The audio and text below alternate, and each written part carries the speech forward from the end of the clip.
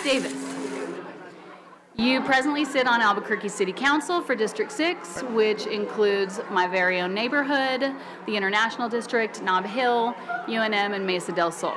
All the best neighborhoods, right? That's right. You have a law enforcement background, both by education and by training and real-world experience. You ran for sheriff in 2010, earning you the lifelong nickname, I think, of Sheriff Pat. Still hear it. Which is awesome. And in your boldest venture yet, you are running for CD1 Hot Seat. So welcome, and it's really great to have you. Thanks, Rachel. I appreciate it. I understand you are from Georgia. Way back when, yeah. Born and raised in the South, but as a young gay guy in the 90s, during Don't Ask, Don't Tell and all that, that wasn't the place I was staying. So pretty soon went to D.C. and eventually New Mexico. All right, well, we're glad that you're here. And really, I mentioned that you're from Georgia because I'm wondering how you do with spicy. I've been in New Mexico almost two decades now, so put me to the test. Okay, that's what we're gonna do. Some say spicy food triggers labor. Won't be for me. That's what I was thinking. Other people say that it acts as a true serum, so I think we should see if we can make each other cry. Okay. What do you say? All right, very first one is Cholula. I think anyone from Georgia might be familiar with that, right? And so we're gonna have a little bit, and then I'm gonna ask you a question, and we're just gonna talk right through with our mouths full. Oh, show it. Okay? Mark, what was the most positive experience you ever had as a police officer in Washington, D.C.? Oh, wow. I got to tell you, like, when you're 20 years old, the best job in the world is being a cop, especially when, you know, you think you know everything in the world, you've been taught everything, and you show up the very first day. I showed up very first day as a new cop in D.C. in Anacostia. It was a public housing project, sort of one of those bad neighborhoods. And brand new cop, I'm in this pressed white shirt, blue shirt, like shiny boots, and my sergeant says, you got to take the bus. And I had no idea how to take the bus. So take your bus to your beat. If you arrest somebody, you better figure out how to get them back on the bus because we don't have anybody to come help you. So it was probably my very first day because I got off the bus stop at my beat. I looked around and nobody looks like me. I'd never been in a neighborhood where I really had to figure out like when I wasn't really in charge. By the end of the day, I had a lady at the Chinese takeout on the corner had made me dinner, had introduced me to the lady who ran the after school program. This was like midnight basketball, right? Al Gore and Bill Clinton and all of that. And I ended my very first day as a cop playing basketball in the basketball courts under the lights. And I was like, you know what? Like maybe being a cop is like a lot more fun. That was probably the funnest day because I didn't do any arresting. I didn't do anything else. I just had great food and playing basketball with kids all afternoon. You know what? This one is blue, and I don't know what makes him blue, but definitely there's a secret in that. Let's find out. All right. All right. And don't be shy. I mean, really, like, we're getting in it. Roll it around in there. We're going to go back to it. Show the... I like that one. Okay. Where's that from? Mm-hmm. That's good. Oh. If your partner had to make a hashtag for you, what would it be? Never not working. Oh, hashtag never not working. Yeah. Okay. Christopher's my partner. He's never known me when I wasn't campaigning. We met in the middle of the marijuana decriminalization campaign that I was running here in Albuquerque a few years ago. Right after that, I ended up getting recruited to run for city council. Now I'm running for Congress. We haven't had a single summer where I wasn't running for office or having 2 or 3 jobs. He's a pretty great guy, but like he's never known me to come home for dinner on time. All right. Okay, so Queen, Majesty, Scotch bonnet, ginger. Oh, nice. Okay. Yeah, let's see what you think. That's sweet. What do you think? That's good. Mm-hmm. Sweet and good. Yeah. Okay. I like that. Let's do that again. Much has been written in the last year, about Donald Trump as being the most anti-LGBTQ president in American history. First of all, do you think he is actively trying to win that competition? And what would you do as a freshman congressperson, if elected, to push back on that agenda? I don't think I know. I don't think anybody knows what Donald Trump really believes. I do think some of the people around him, Mike Pence, for instance, really does believe that and is really an evangelist and an advocate for anti-LGBT causes. when we started this campaign, we had a lot of people asking, like, would you impeach Donald Trump? And I got to tell you, as a gay man, it concerns me that I don't think Donald Trump knows what he's doing, but Mike Pence does, and he's serious about it. And if we take out Trump and put Pence in charge, that could be worse for a lot of people like me. That said, getting to Congress this year, I think Democrats are going to take back the House, and I absolutely think we have to impeach Donald Trump. Because we cannot let this, Russians aside, we cannot let this be the new normal for a new administration. We have to set the standard for the next folks to say, you can do better than this, and if you won't, we're going to remove you. And so I think what our job is going to be, next year in Congress, when Democrats take back the House, the LGBT caucus will be as large as the Native American caucus, as large as the Muslim caucus. We have minorities now who will be in charge of more than half of the Democratic side of the aisle for the first time in American history. It's up to us to stand up and lay down a new agenda for 2020 for what we're fighting for, to change the diversity of dynamic of what we're doing in 2020 and who's in the White House. For us, that means standing up for LGBT equality that we thought we'd won. It means not allowing somebody to fire me because they don't like the person I go home and sleep with at night, which is still a possibility. And we had made so much progress under Obama that now we come back to this place where we're seeing hate crimes double and triple, even here in Albuquerque. This weekend, we saw discovery of a transgendered woman and her roommate that were killed here in Albuquerque and dumped in Santa Fe County. That brings a lot of anxiety to the community who wants to know what happened. I'm glad that APD has made an arrest in that case, and we can talk about that tomorrow. But there's real anxiety amongst people who thought we had won those battles, and kind of that old, like, I can't believe we're still protesting this shit. Like, here we go again, back to the 60s and 70s. I think we're not done. Hey, Pat, how So do you much feel more. about the MLG discrimination case? So we had an audience question. Yeah, that has never happened before. That's pretty rad. And I'm glad, I'm good to see you here. Look, for years when I was a young cop, don't ask, don't tell was still the law. People could go serve, and that was sort of expected to not talk about that. That's not the expectation anymore. We've moved past that. But in our own movement, in the LGBT community, we sort of forgot about the T. They were still sort of ostracized and set on the side, and nobody knew how to deal with that and didn't want to talk about it. But now we see that as we've gained equality and access, the Republicans and conservatives have targeted the smaller caucus, the folks who have been left aside. And so there's a real opportunity in the Me Too movement to talk about not just sexual harassment by men of women, and we're seeing by women of men that is absolutely legitimate. And we have to find a way to have that conversation in an open way, but also to recognize that it's not just a one-way dynamic. There are trans folks who feel discriminated against and legitimately are in their workplace, like there are LGBT people. You have trans women in your office. No, but you can come volunteer with us. What about a paid position? Come see me. Okay. We'll send our people your way. So it sounds to me, based on your last answer, that we can count on you to vote for articles of impeachment if Yep. you get an opportunity to do I it. think the case is there. I think we don't have to wait. I think Bob Mueller might beat us there by the time we get there, judging by what we see today. But I absolutely think it's our job. I think there's enough there for obstruction without a question. And I'll do one more. I think we can take out Jeff Sessions for lying to Congress about his meetings with Russians, for lying to Congress about his agenda. And I think that takes a long way to taking back the institution of justice in our country.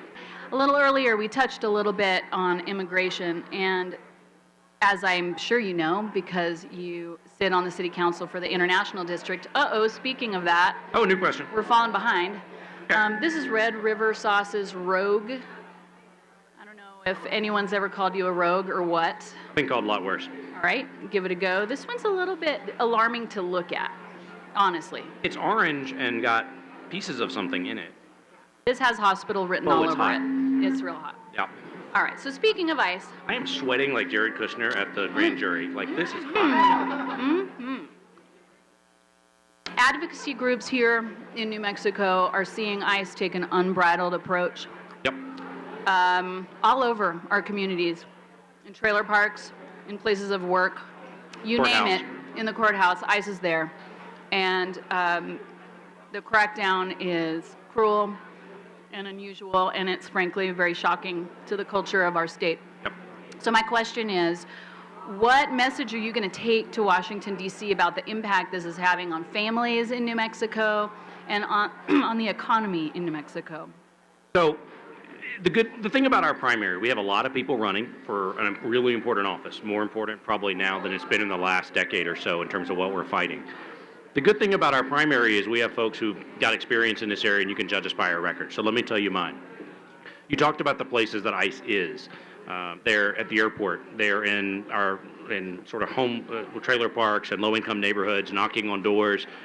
They're in fields down in the South Valley, checking on folks. They were at gas stations yesterday next to the Islamic Center, asking Islamic and Muslim people coming out of the center questions. I'll tell you where they're not. They're not in APD facilities anymore. They're not in the courthouses that we control, because last year we passed legislation that stopped the city from helping ICE do any deportations whatsoever, even when, we stood up. Because Jeff Sessions threatened in one of his very first acts as Attorney General to take away money from cities that stood up for our immigrants unless we turned our police into federal agents. Well, we had Mayor Barry, who we remember those awful commercials where he talked about turning Albuquerque into a city that would deport our immigrant neighbors. Well, getting Mayor Barry to allow us to do an immigration bill was a big challenge. But we did it by bringing immigrants down to talk about it. And I'll tell you now that he's not in office, we can tell you how we sort of got him to let us do that legislation. We brought in people who had worked with him as a builder. We brought in people who said, you know what, you and I used to work together, we're Republicans together, but if you do this, my family, my workforce, their families are going to move away. Not because they're undocumented, but because they know somebody who is and they're scared. Right. I want to make, this might seem like kind of a personal comment, but you have this really nice glow right now. You're just kind of like glowing and misty and pretty fresh. It's the blue. Pretty fresh for It's where we blue are salsa. in our discussions together. So I would invite you to try K. John's Trinidad hot sauce. Okay. And have as much as you want, because we have a whole bunch. Okay. And we're the last thing of the night, right? We can eat these whole bottles, right? We can eat the whole bottle whether we're the last thing or not. All right. Yeah, we can do that. How you feeling? I like that, but I'm going to cough in just a minute, just in case. I'll wait for you. That's good. How do people in Ohio know how to make stuff like this? All right. All right. All right. What is the trait you deplore most in politicians? Oh, wow, there are so many. Maybe you love everything about them. No. You know, maybe getting involved in politics for me, when I crossed the line from doing work, after I was a police officer, I went to the DA's office where we were doing drug intervention programs and we were doing community policing before we called it that. But Susana Martinez vetoed all those programs, and so I got involved and started getting involved in running Progress Now New Mexico, training people to run for office to do stuff that we thought was important.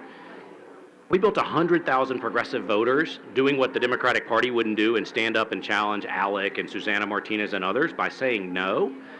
But we weren't effective in getting people elected until we said no, but here's this person who's authentic in what they believe, and we elected cops and teachers and firefighters to pass solar legislation and stand up for immigrants and do all that work.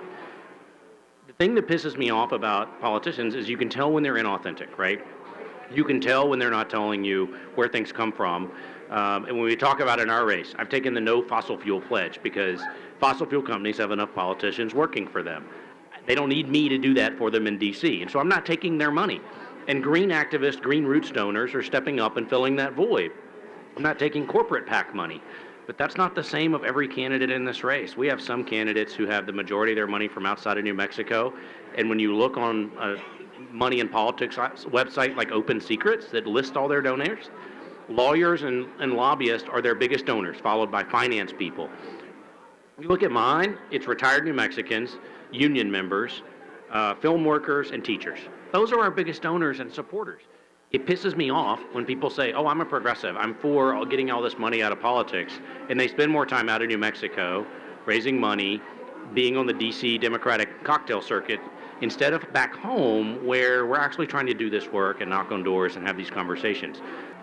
So this happens to be a New Mexico product. Yeah. I understand you're an Aggie. I am an Aggie. So show your pride. Yep. And I want to say for the camera, whichever one we're using, right, from the New Mexico State University Chili Pepper Institute, building the world's very first seed bank of chilies so that we can continue to pass this on to our next generation.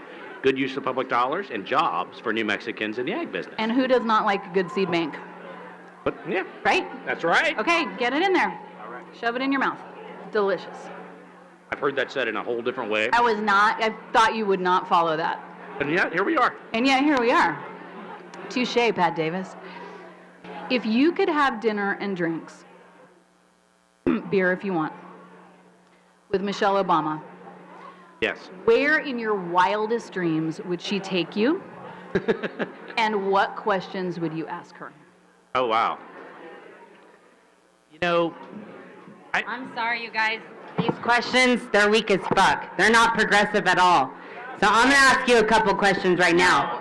How do you feel about the prison industrial complex as a progressive cop? And how do you feel about restoring the voting rights as well as restoring the communities that have been destroyed by the drug war, especially black communities that have been heavily policed and incarcerated because of policies that have incarcerated them?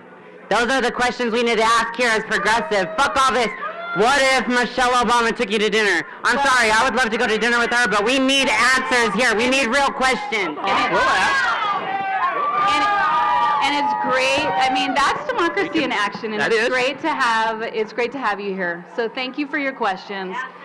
We- And one moment, let's do both, and we'll Knock take it a bite out. of salsa for each. How about that? knock it out. Look, her question is right, and I want to talk about this. It's a format to have fun, but it's serious because as a cop, they trained me how to do one thing, how to arrest people. 200 drug arrests later, I worked a half a year as undercover with the DEA task force in Washington, D.C. About the 200th time I arrested somebody for drugs, I realized that we weren't arresting our way out of poverty.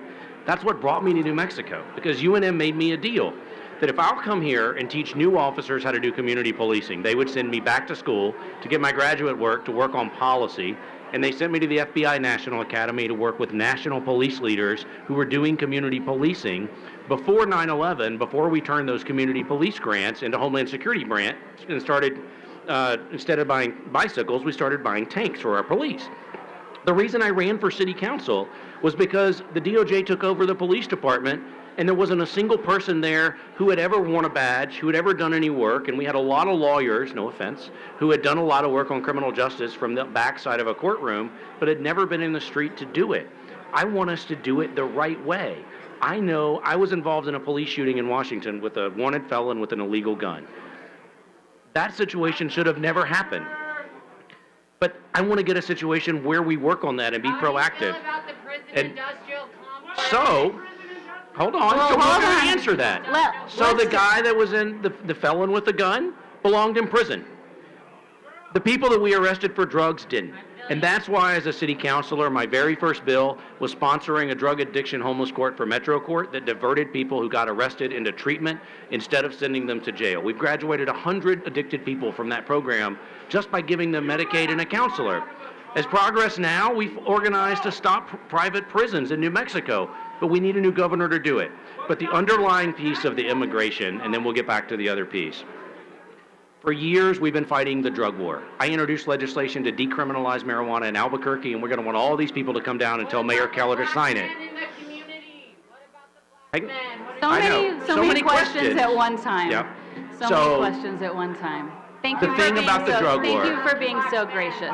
The thing about the drug war is we took too many black men and people of color, put them in prison for private prisons. We were losing 80,000 a year thanks to Obama's prison reforms. President Trump's immigration reforms threatened to put 60,000 more right back in those prisons, and I think it's a lot more about that than immigration. When it comes to young black men of color, I'm really pissed off because our former U.S. attorney who's running against me for Congress invited the ATF into the International District, and they imported African-American informants who were felons from other cities and set up homeless black men and young women who were recovering from addiction and charged them with felonies. A federal judge said it was discriminatory. I held hearings at the city and said, we're not doing this anymore, and that's the kind of leadership we want. The best voice in Congress for prison reform, for police reform, is a former cop who saw it on both sides and has been working and passed legislation to make it work. That's why we're sitting here, and that's why we should have this conversation.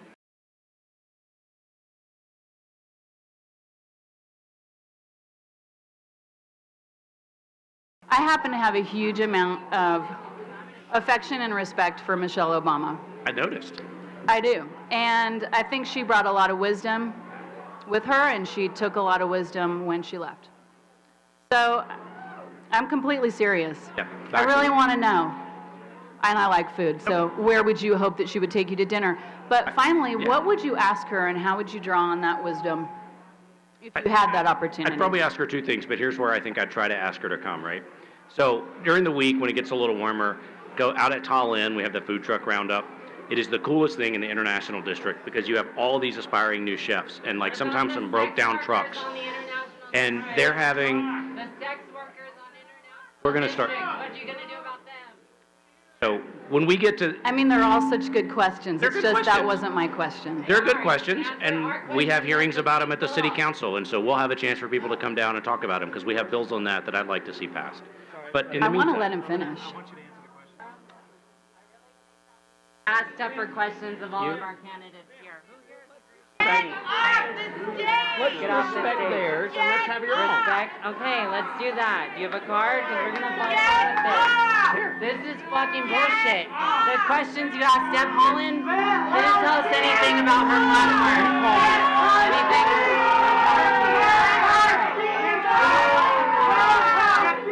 I mean, we could just have you guys go up, get a drink in the day. No. This is the type of thing we're talking about when we're talking about transgender people being fucking murdered, when we're talking about these weak-ass policies and these weak-ass questions, you guys. Keep interrupting. Keep making your voice known. This is ridiculous. Yeah. These people do not represent New Mexico. Thank you. Thank you. You want to let us finish? All right. I'd like to invite some people here from the community to ask Mr. Davis some questions. Are you going to take questions from the community? No? We'll have ours another day, and tomorrow never fucking comes.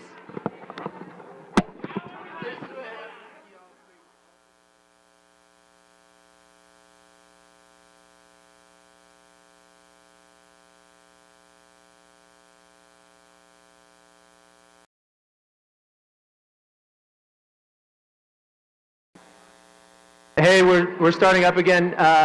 For what it's worth, security's on notice that if there's any heckling, that whoever's doing any heckling is going to be removed. New rules. And we're back. Hey. Hey. Hey, I'm sorry this has been such a boring interview. It's just another night downtown on Central. I know. I was hoping we could get something going, but... Where were we? Oh, you're going Yeah, it's straight to not. the hot stuff. So I want to introduce you to Mad Dog 357. Uh-huh. It's not to be trifled with. I can see that. It's basically just oil, which Basically is hot. just oil, but I think you're going to like it. And my advice to you is not to breathe in. Don't breathe in at all. All right. All right. Ooh, that's hot. So we're going to wind down. We're going to wind down with a fresh new question. All right. If you could have dinner and drinks with Michelle Obama, where would she take you? Where would she take you, and what would you ask her if you had that incredible opportunity for access? Ugh. Right, you would start right there. Yep. As we are. When last we left Michelle Obama, we were having lunch at the food truck rodeo at Tallinn in the International District. Not just because it's in my neighborhood, but because I would love her thought. This is not the answer to that question. But I want to see, like, her go through New Mexico food. She's a foodie. I'm a foodie. I love this stuff. I want to see her, like, get a taste of that and give us that feedback and see the, like, fresh taste of that. So that would be fun to me as I'm sweating. But I think two things I'd probably ask. One of the things about thinking about doing a job like going to Congress means you're not home very much. It means you get on a plane on Monday or Tuesday, you fly to D.C., you do a lot of work for 3 days, you come home on Thursday and Friday, you spend all weekend with neighbors and friends and meetings. I want to ask her about the smart thing to do for Chris because I'm worried that I'll never get to see him as much, and he's worried about that. That's a good strategy that Michelle knows. But Is your throat bleeding? a little bit, Like it's yeah. bleeding blood? Yeah. It feels like it a little bit. That blue stuff was a lot cooler. I might eat this other stuff. But she did everything with such class and grace, and I clearly don't, right? I will tell you what I think, not afraid of a camera, we'll talk about anything, Like, how does she do that? And how does she get those arms? As a gay man, I want to be able to go to the gym, have those arms, be able to go to the beach on the weekend. I can't do it. So, As a gay man, I want to have those arms. yes. Hey, Pat Davis, you've been a lot of fun. Thank you so much for joining us. For our adventurous interview. I hope you feel better tomorrow. Woo! And we'll see you on the flip side, okay? Thanks, Rachel. Take care. That will kick your ass. Woo.